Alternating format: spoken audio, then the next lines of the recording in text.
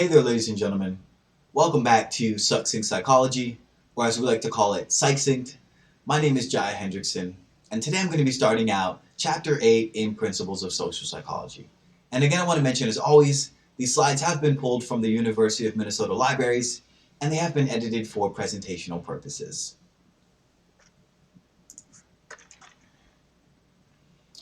Alright, so Chapter 8 is going to focus on liking and loving.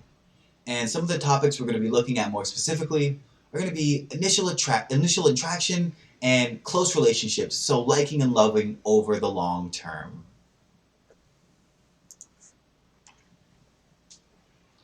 In previous chapters, we've considered the basic processes of person perception. And in doing so, we focus primarily on our perceptions of people that we don't know very well or whom we don't have many social connections.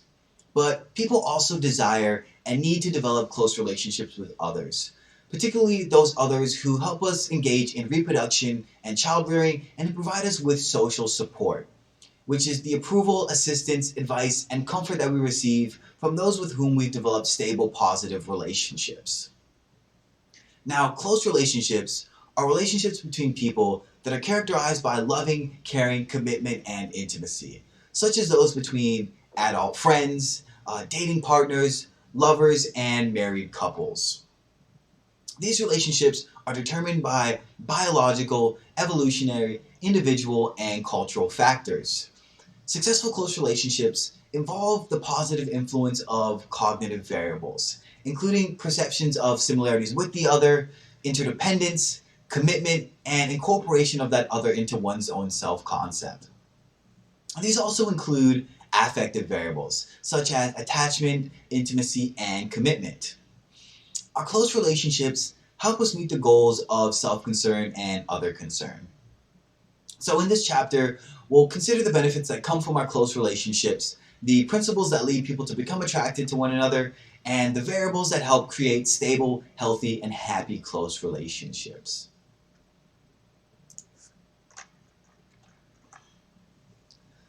When we say that we like or love someone, we're experiencing interpersonal attraction, which is the strength of our liking or loving of another person. Although interpersonal attraction occurs between friends, family members, and people in general, and although our analyses could be applied to these relationships, our primary focus in this chapter is going to be on romantic attraction, such as those between boys and girls, between men and women, and between couples in same-sex relationships. Though it may seem inappropriate or shallow to admit it, and although it's certainly not the only determinant of liking, people are strongly influenced, at least initially, by the physical attractiveness of their partner. People who are attractive are seen as having a variety of positive characteristics, and these traits are activated quickly and spontaneously when we see their faces. Attractive people are seen as more sociable, altruistic, and intelligent than their unattractive counterparts. Attractive people also have more choices of sex partners, are more likely to be offered jobs, and according to some research, may even live longer. Leslie Zaborowitz and her colleagues have extensively studied the tendency for both men and women to prefer facial features that have youthful characteristics. These features include large, round, and widely spread eyes, a small chin and nose, prominent cheekbones, and a large forehead. Zaborowitz has found that individuals who have youthful-looking faces are more liked, are judged as warmer and more honest, and also receive other positive outcomes. Now, some faces are more symmetrical than others, and people are more attracted to faces that are more symmetrical in comparison with those that are less symmetrical. This may be in part because of the perception that people with symmetrical faces are more healthy, and so they would make better reproductive mates, and in part because symmetrical faces seem familiar and so less threatening to us. And the attraction to symmetry is not limited to face perception.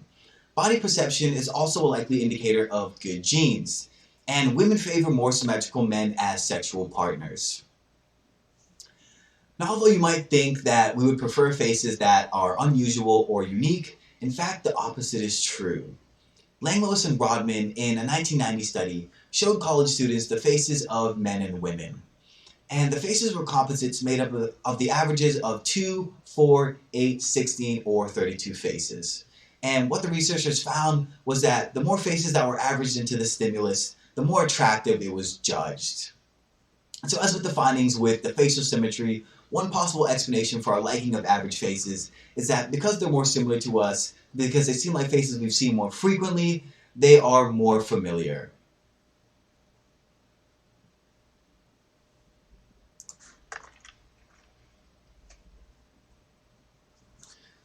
You might find yourself wondering why people find physical attractiveness to be so important when it tells us so little about what people are really like as a person. One reason that we like attractive people is because they're rewarding. We like being around attractive people because they're enjoyable to look at, and being around them makes us feel good about ourselves. Attractiveness implies high status, and we naturally like being around people who have it. Furthermore, the positive features of attractive people they may tend to rub off as a result of associational learning.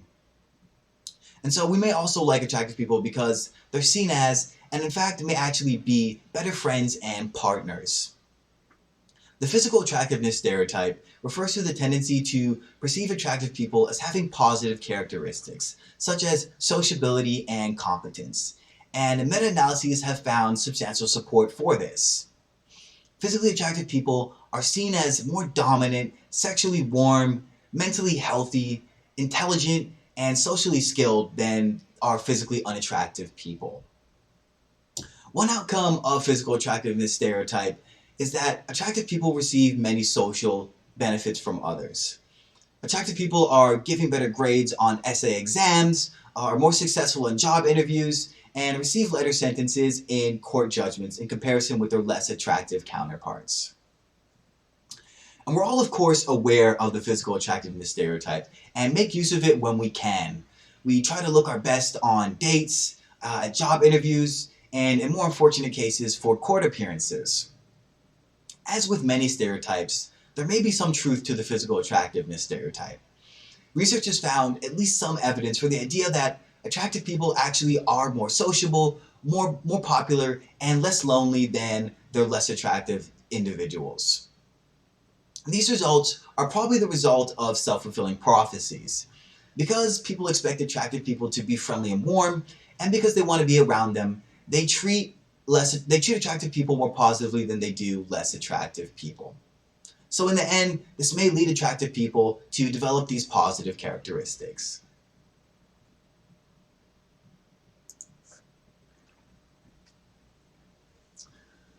Relationships are more likely to develop and be maintained to the extent that the partners share values and beliefs. Research has found that people tend to like and associate with others who share their age, education, race, religion, level of intelligence, and socioeconomic status.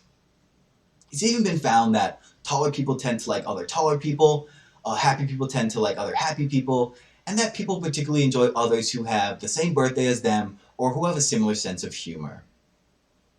Similarity leads to attraction for a variety of reasons. For one, similarity makes things easier. You can imagine that if you only like to go to action movies and your girlfriend or boyfriend only like to watch foreign films, it would be rather difficult to choose an evening activity. And things would be even more problematic if the dissimilarity involves something more important, such as your attitudes towards the relationship. Perhaps you want to have sex, but your partner doesn't, or that your partner wants to get married, but you don't. These dissimilarities are going to create real problems. Romantic relationships in which partners hold different political views or religious views or views on premarital sex or marriage are not impossible, but they are more complicated and they require more effort to maintain. In addition to being easier, relationships with those who are similar to us are also reinforcing. Imagine you're going to a movie with your best friend. As the movie begins, you realize that you're starting to like it a lot. At this point, you might look over to your friend to see how she's responding to the film. One of the great benefits of sharing beliefs and values with others is that those others tend to react the same way to events as you do. It would be rather painful if every time you liked a movie, she didn't like it, or every time she liked a movie, you hated it. But you probably don't have to worry about this because your friend is probably your friend in good part because she likes a lot of the same things that you do.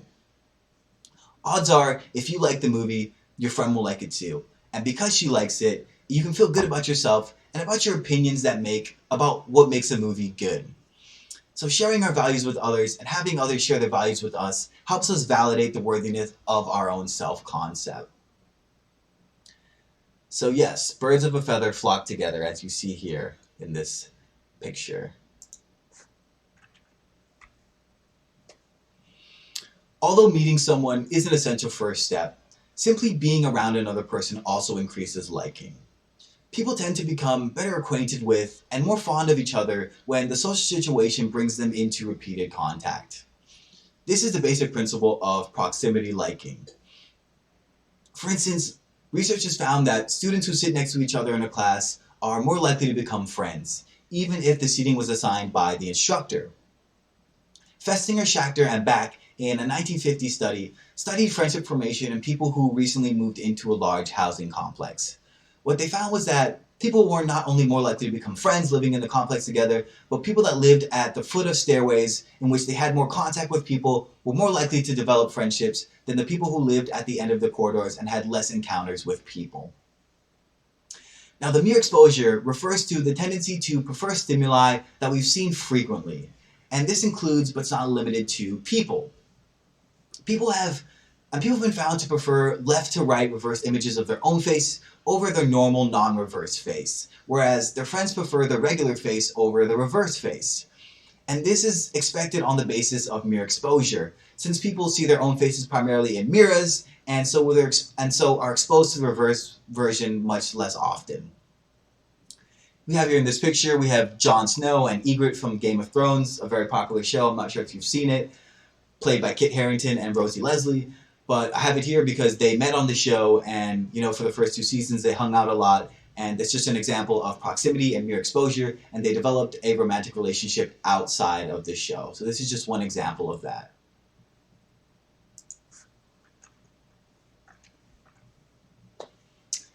In one study conducted in 1992, Moreland and Beach had female Confederates attend a large lecture class of over 100 students 5, 10, or 15 times, or not at all during a semester.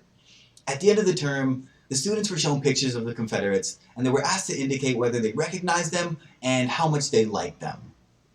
The number of times the Confederates had attended the class didn't influence the students' recognition of them, but it did influence their liking for them.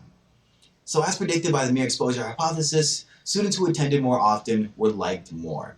As we see here in the graph, we have the first bar of 0, and then we have the bar of 5 times attended, which is higher than the 0. Then we have 10 times attended, which is higher than the 5 and the 0. And then we have 15, which is higher than all of them. So this just shows the amount of times they showed up to the class increased their liking.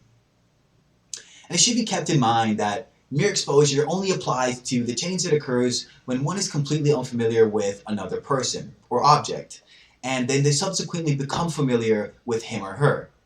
As a result, mere exposure applies only in the early stages of attraction. And so later, when we are more familiar with somebody, that person may become too familiar and therefore boring. Alright folks, this is going to conclude my first video covering Chapter 8 in Principles of Social Psychology, looking at liking and loving.